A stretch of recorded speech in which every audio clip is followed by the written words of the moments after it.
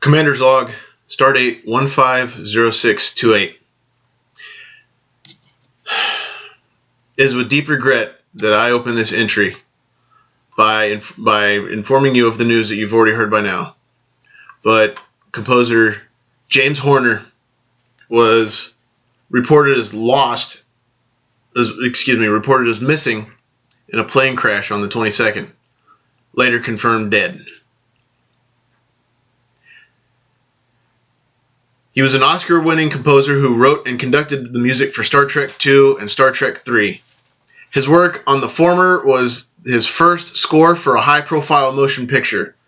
While he is best known to the general public for his later work, Titanic, Apollo 13, so on and so forth, his most signature work for the Star Trek community is arguably the rousing score he composed for the two starship battles in The Wrath of Khan, which he subsequently recomposed with more bombastic elements for Krug's bird of prey scenes in The Search for Spock, and which was on occasion reused in later productions, signaling the arrival of the Klingons. Believe it or not, Horner actually appeared in the battle station scene of Star Trek II in a brief, non-speaking role as a training crew officer. His work on The Wrath of Khan earned him, in retrospect, an IFMCA Award nomination in the category for Best New Release / Re-Release of an Existing Score on the occasion of the 2009 release of the remastered version of the movie, which he shared with producer Lucas Kendall. Ladies and gentlemen, I ask you pause with me for a brief moment of silence for Mr. Horner.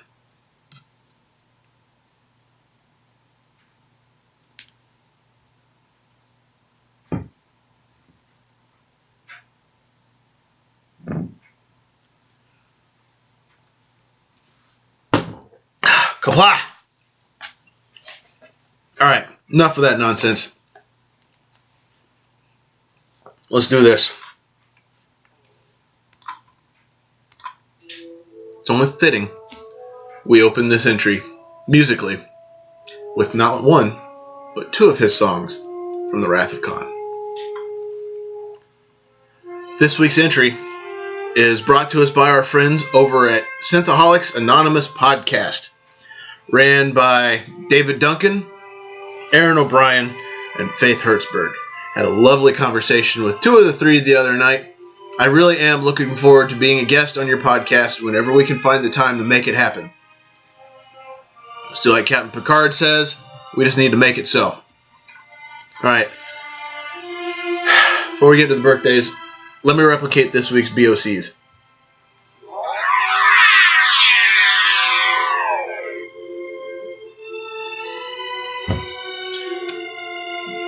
This is gonna be at least a 2-drink show. First beverage. Tiger. I was mistaken. I thought this was from Vietnam, but I thought this was from Saigon, but it turns out this is from Singapore. Even better. Proper overheating apparatus, proper technique. Right into the Prosper consumption apparatus.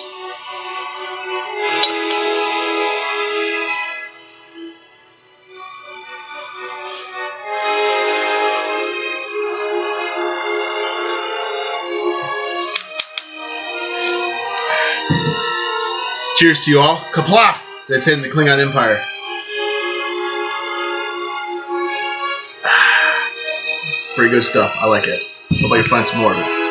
Folks, before I get into the birthdays, did you know that on the Star Trek II soundtrack, it actually features Leonard Nimoy saying "The space is the final frontier" monologue at the point in this song where he would do it, where he did it in the movie. I didn't know it till the other day. I'm playing the version off of the Cincinnati Pops album when the Cincinnati Pops remastered these songs.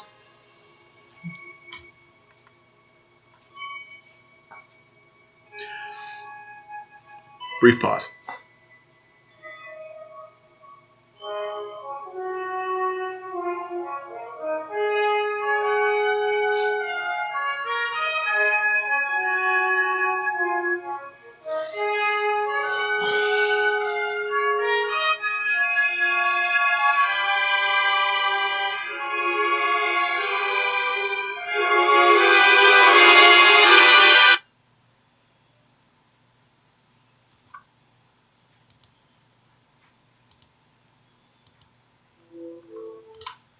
My apologies. A little bit of technical difficulties there. Didn't realize it was not going to play both songs back to back. I'll have to look at that. Alright, let's move on to the birthdays. I haven't met this man in person, but he had a brief cameo appearance on the 2009 Star Trek. He is also the executive producer of Star Trek New Voyages Phase 2. Talk about James Cawley. Jim? May I call you Jim? Would you prefer James? Or Mr. Cawley? I'll call you Jim. Jim, hope you had a happy birthday. I like the work you're doing I like the work you and your production crew are doing on New Voyages Phase 2. I call it New Voyages. It's also Phase 2. It's both. They're one and the same. If I say one, I mean both. You know. Hey, to you, my friend, for doing the good work you're doing, I give you the Prosper salute. And I drink to you. Alright, next on the list from that same day, I consider this gal a mentor. She's a very good friend of mine. I don't see her nearly as often as I would like. Stephanie Eccles. Stephanie, my dear, I miss the hell out of you. I really do. I was hoping to see you here at Earth Station Okinawa about this time. Well, now. Excuse me. But hey, you gotta do what you gotta do. You're loving it where you're at. I don't blame you. I probably would have done the same thing. But hey, you know what? I'm gonna find you. I'll find out where you're at once I'm done here. That's where I'm gonna try to head. If it happens, it happens. If it doesn't, I tried. Stephanie, to you, my dear. Why not? The Prosper salute. And I drink to you. I hope you enjoyed you a few of these over your weekend, whenever it was. Let's drink. Alright, next on the list from the 24th. Now this is a guy, he's actually a lodge brother from when I was living in Germany. I belonged to a lodge there. Steve Gunn. Steve, what's up, brother? How are you doing? Hope you had a good birthday. Hope everything's going alright for you. How's things going in Germany? How's things going there at Galilee, George Washington? I hope it's going well. I hope things are going good. I hope you're able to hook up my friend Zane Fisher and those other brothers that we talked to you about. I hope you're able to hook them up. I hope things work out well. And hey, I drink to you. Alright, next on the list. I actually didn't see this one pop up on Facebook. Facebook, you suck. It's a brother of mine, another lodge brother of mine, from Williamsburg Lodge 493, Chris Taylor. Chris, what's going on, brother? How are you doing? Hope you had a good birthday. I hope Jennifer spoiled you. You deserve it. My friend, my brother, to you, the Prosper salute for all you do. And I drink to you. Alright, next on the list, from the 26th actually. I have yet to meet him in person. I've mentioned him before, but what he's done recently, he liked the Prosper page, and he just started sharing everything. If I had a Fan of the Week contest like my next birthday does, he would have earned it this week. William Holt, I call you Willy. I'm looking forward to meeting you sometime. Thank you for helping me out. We're at 289 likes. I'm hoping to hit 300 by July 12th. That's my 1 year anniversary on YouTube. Well, off and on.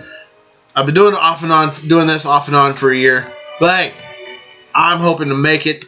If I make it to 300 by the 12th, number 300 is going to get a shout out, going to get some extra love. Whoever brought 300 to me is going to get some love. We're just gonna have a good time here on Prosper. But Will, to you, my brother, the Prosper salute, and let us drink.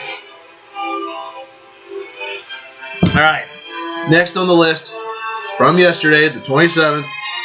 You know him. You've heard him on here before. You've heard him mentioned on here before.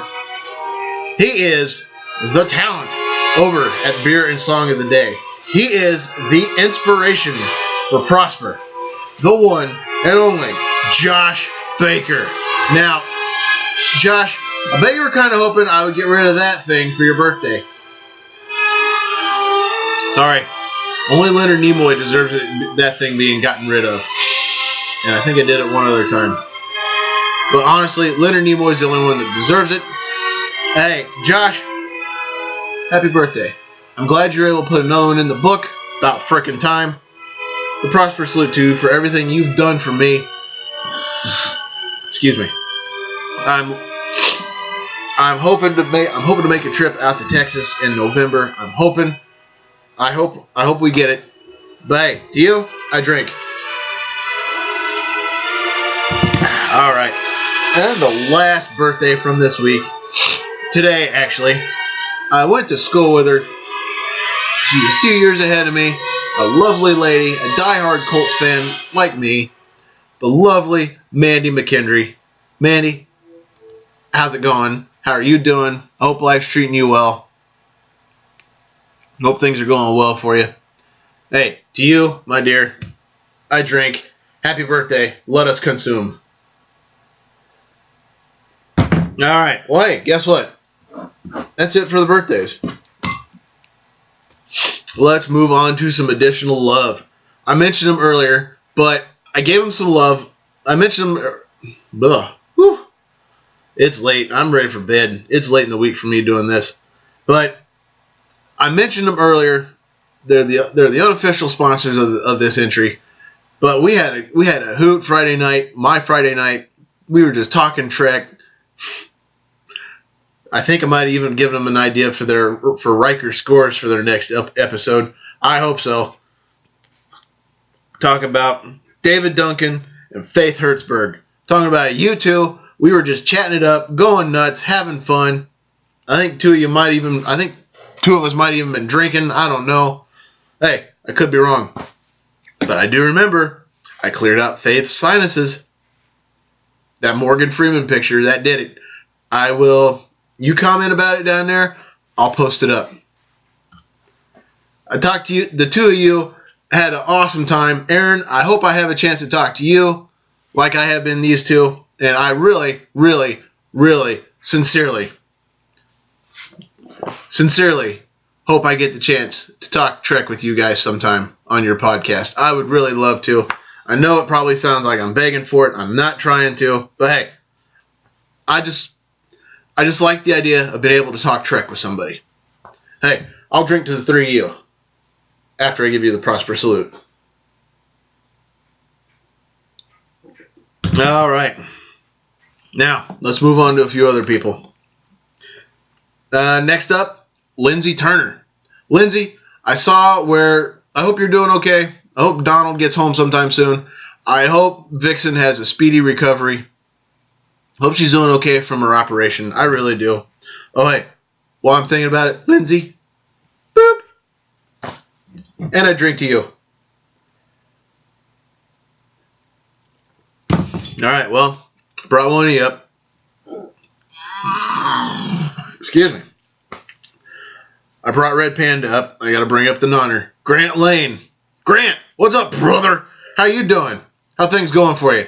Man, hit me up sometime. I want to talk to you, but I just want to talk to you. Get a chance to catch up, chit-chat, shoot the shit, whatever.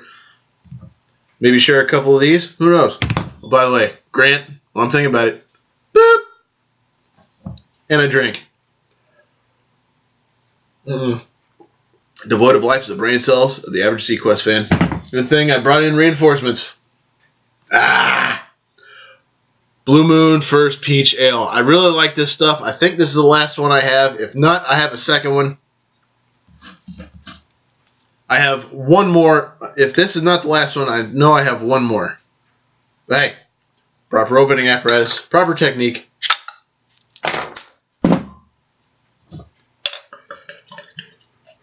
Excuse me. I'm sorry, folks. It's late.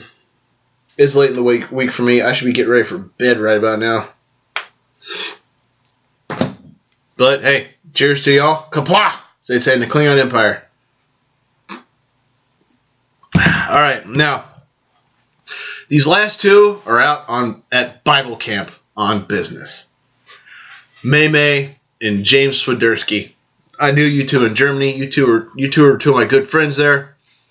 I hope you guys are doing okay. I hope you're all right out wherever you may be. I hope you're all right at Bible camp. Do you two need a care package? Do you two need something? Do you two need anything? Hit me up privately. We'll do a little sidebar on it. Just let me know if you need anything. Let me know. I'm here for you. Just let me know. The prosper salute to the two Utes for doing what you're doing. And let's drink. Oh, excuse me. Woo! First one of those on Prosper. Lord, I apologize. All right, that's it for the additional love. All right, now let's talk about Trek. This week in Trek, we had 4 birthdays. We had everything for Trek this week was birthdays. I love it when that happens. Let's just start running them down, shall we? First one, 22nd, back in 56.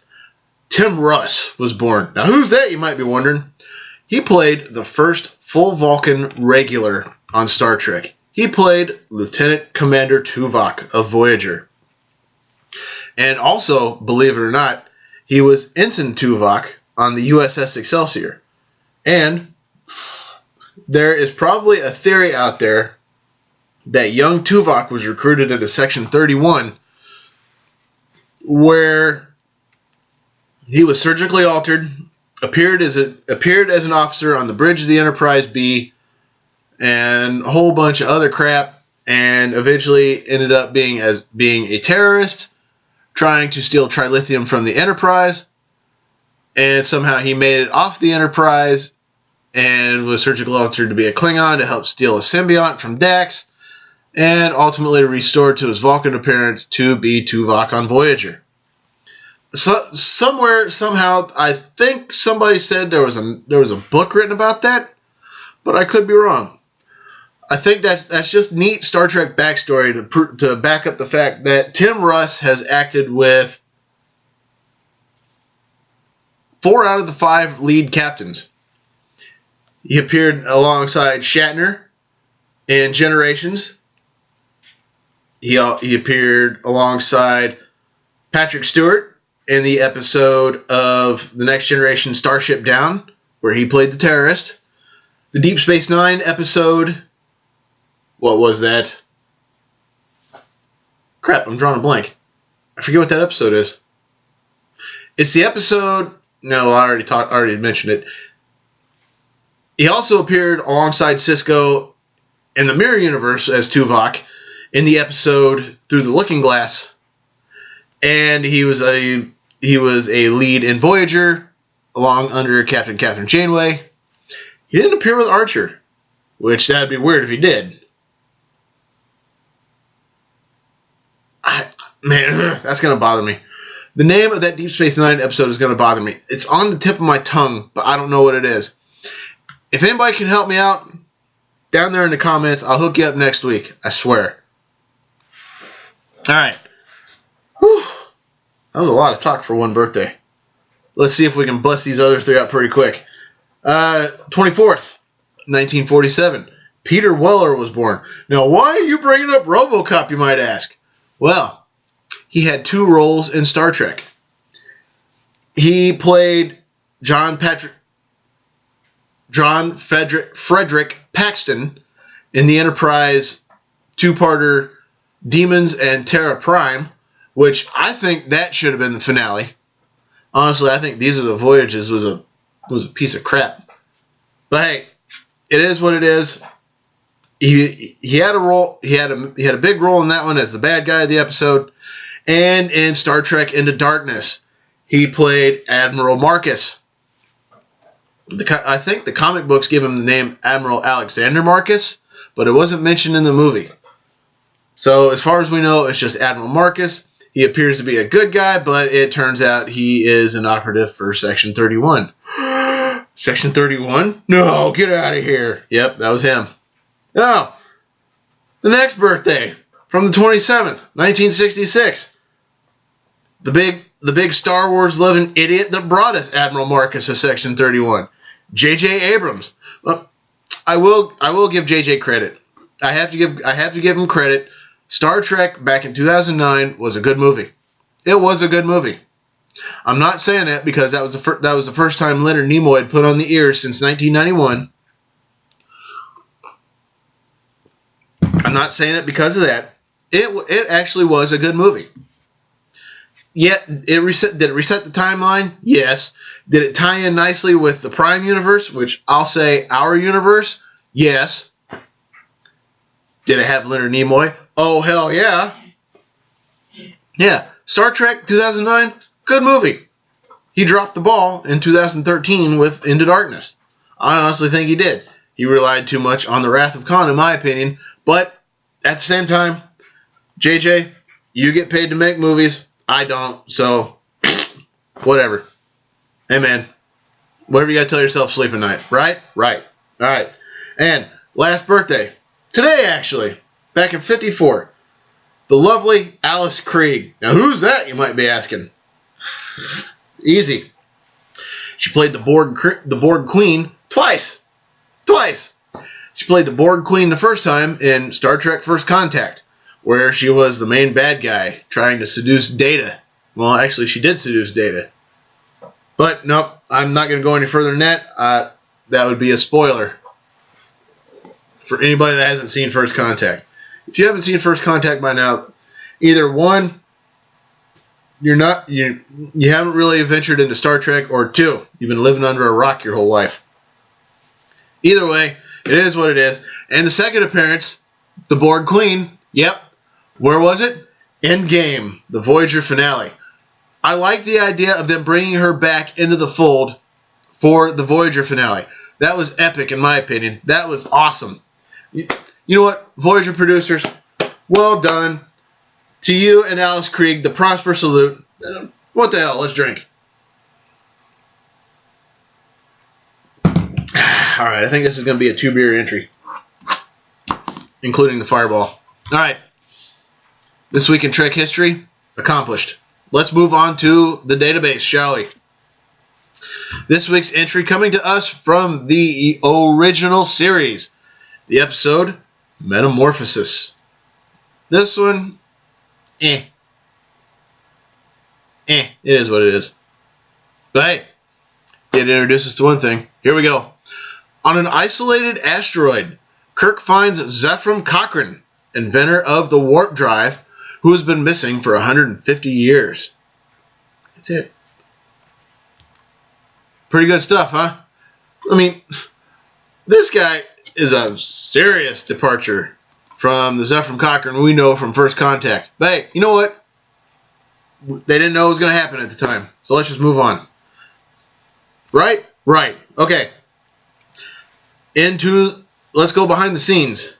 Bantam Books published a series of novelizations called photo novels, which took photographic stills from actual episodes and arranged word balloons and text over them.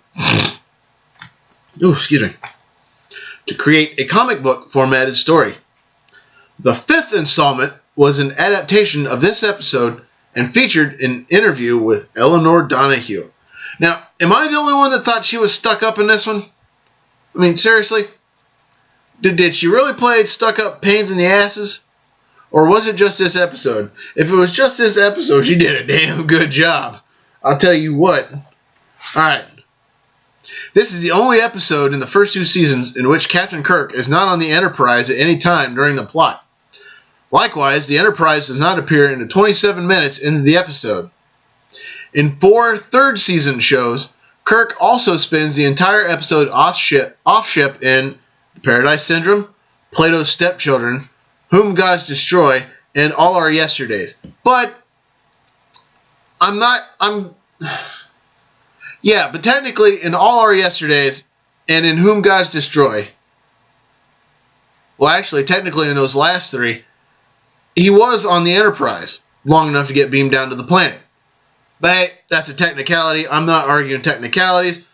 We'll just say that he spends the entire episode off the ship. Why not? Who cares? Not me. I really don't. Alright, let's move on. In the first draft script, Scotty is also on board the shuttlecraft, here called the Edison, with Kirk, Spock, McCoy, and Hedford. It was originally he who was to encounter the companion while attempting to repair the shuttlecraft. That would have been interesting. That really would have been interesting. Knowing Scotty the way we do, J.J. Abrams, I know you're probably not ever going to see this, but if you ever get the twisted idea to decide to make another movie off of an episode or movie of Star Trek, do it here and put Scotty on that shuttle, please. I would love to see how that works out. I really would. That would have been interesting. I'll say that would have been interesting. Alright, let's move on.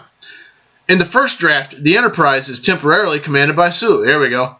By Sulu. And the helmsman is an officer with an African background named Lieutenant Akrumba. I guess. I don't know.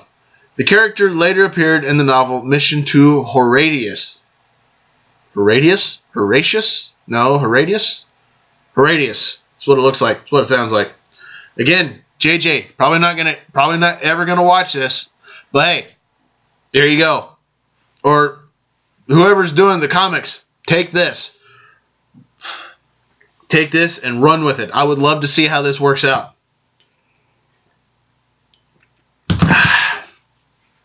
Here we go. Some more stuff for your story. The first draft script ends with a joke. As the landing party leaves the planetoid, Spark? I need to quit drinking. Spock wonders if Cochrane is a bigamist by having two entities in the same body for his partner. Kirk assures him this is nonsense. I'd like to have seen this episode done differently. I really would have. I'd have loved to have seen that first draft. Mainly because I like Scotty, but hey, it is what it is. A Gold Key Comics comic book was released as a sequel to this episode. Edition 49, A Warp in Space. Here we go. This is the first story to feature Zephram Cochrane, inventor of warp drive and an important figure to Federation history. He would later reappear in First Contact and the Enterprise pilot Broken Bow by James Cromwell. Now, it is interesting to note, though, as I said earlier, this episode was produced before First Contact and Broken Bow were even dreamed of. Before they were even thought of, you know? But chronologically, this is the final appearance of Zephram Cochrane. Just saying. Hey, let's move on. The companion was designed by future Star Wars Oscar winner Richard Edlund at Westheimer Photographic Effects Company. The sparkling effects of the companion would be reused in The Apple when the Enterprise fires phasers at Vol, and again in Obsession inside of the deadly vampire cloud. Woo. Here I am talking about quitting drinking. What am I doing? Taking another drink. It is what it is, right? Right, let's go. The shuttlecraft mock-up is not the same as the set used for the interiors of the Galileo. Kirk and company are all crouching as they emerge from the ship, yet the shuttlecraft interior set had a lot more headroom. I think that was also mentioned in the Galileo 7. I'm pretty sure it was. If it wasn't, the same thing happened. So hey, there you go for continuity. Is that what we're talking about? No, that's not what we're talking about. Anyway, let's move on. The scenes of Cochrane communicating with the companion were all shot at one time. The set was then completely redone with his house added for all of the sequences with Kirk and company. Excuse me. The inconsistencies between the two versions of the same set can be seen in alien trees that are near Cochrane in one view and absent in the next. Symbolically, the colored patterns in the scarf worn by the commissioner are identical to the patterns in the energy field of the companion. This is shown clearly as she looks at Cochrane through the scarf near the end of the episode. This wasn't scripted or even intended by the production staff. Director Ralph Sininsky came up with the idea on the set, calling it one of those wonderful freak accidents that happen. I'd say it was a good accident. Excuse me. The inspiration was a scene in The Escape a 1966 episode of the FBI, also directed by Sininsky. A few scenes featuring Eleanor Donahue had to be reshot. They had to be reshot because the original film negatives were damaged and couldn't be used. Portions of the planet set had to be rebuilt since other episodes were shot there by that time using different sets. Meanwhile, Donahue got pneumonia and lost 10 pounds. To hide this, they put Hedford's scarf around her neck and upper body. However, her weight loss is still visible on her face. The reshots were not directed by Ralph Sininsky. Good thing, too. I'd hate for him to have to explain that. Anyway, moving on. To give an illusion of open space to a confined stage set, wide-angle lenses were used. Although Glenn Corbett appears to be hundreds of yards away when he first runs toward the shuttle, he is much closer. Strategically placed rocks also allowed the camera to be very far away without seeing the edges of the set. Very nicely done. Hey, you know what? Ralph Sininsky, what the hell? You're probably spinning in your grave right now, but hey, I'll give you one of these. And I'll drink to you. All right. A drawback of the use of a wide-angle lens is evident in the scene where actor Corbett first approaches the shuttlecraft. Accent lights on top of the set's background are clearly visible along the top of the sky as the camera pans to the right when following Corbett's path. At the end of the shot, the black edge of the set is clearly visible behind the shuttlecraft. You know, I think I remember seeing that in the original version. I think I do. But that was a long time ago. In a rare effect, slowly moving clouds were blown in from hidden vents, adding a touch of reality to the usually static planet set. This was also used in Obsession, another good episode. A view of the starship from dead center in front of the saucer section is used only in this episode. All the footage of the shuttlecraft in outer space was reused from the Galileo 7, some with the companion animation added in post-production. The planet used as Gamma Canaris in a purple-colored corrected version of the planet created for Operation Annihilate, portraying Deneva, is reused in subsequent episodes, representing the Halkan homeworld in Mirror Mirror, twice actually, Omega 4 in the Omega Glory, and Holberg 971G in Requiem for Methuselah. We're almost there, folks. Hang on, we're almost there. Walter Koenig does not appear in this episode.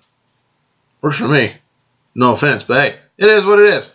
Now, there's a reason for that, I'm sure. Elizabeth Rogers, uncredited for some reason for her voice work as a companion, returned to the series 2 times as Communications Officer Lieutenant Palmer. The original voice of the companion was too emotionless and robotic, and all of her dialogues had to be re-recorded by another actress, apparently Elizabeth Rogers. But hey, you know what? That is this week in the database. Overall, a not bad episode. But hey, it could have used a little bit more. I don't know. I just think it's weird that it all took place on the planet and the Enterprise wasn't seen for the first half. Yeah, whatever. Let's drink.